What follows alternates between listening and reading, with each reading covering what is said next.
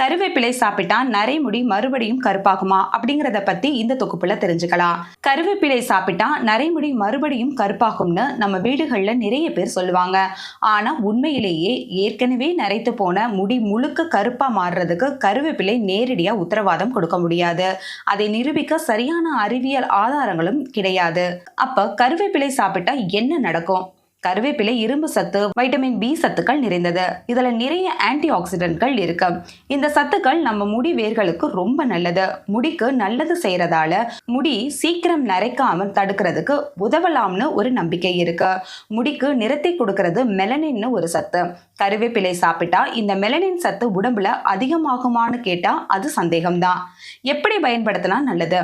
சாப்பாட்டுல சேர்க்கணும். நீங்க தினமும் துவையலாவோ ரசத்திலேயோ மோர்லயோ கருவேப்பிலைய சாப்பிடுங்க. இது முடிக்கு தேவையான சத்துக்களை கொடுக்கும். கருவேப்பிலைய தேங்காய் எண்ணெயில போட்டு காய்ச்சி அந்த எண்ணெயை தலையில தேய்ச்சி வந்தா முடிக்கு நல்ல பலம் கிடைக்கும். முடி கொட்டுறதும் குறையும். சுருக்கமா சொல்லணும்னா, நரைத்த முடி கருப்பாகலைனாலும் கருவேப்பிலையை தொடர்ந்து சாப்பிட்டு வந்தா முடி ஆரோக்கியமா இருக்கும். சீக்கிரம் நரைக்கிறத தடுக்கவும் உதவும்.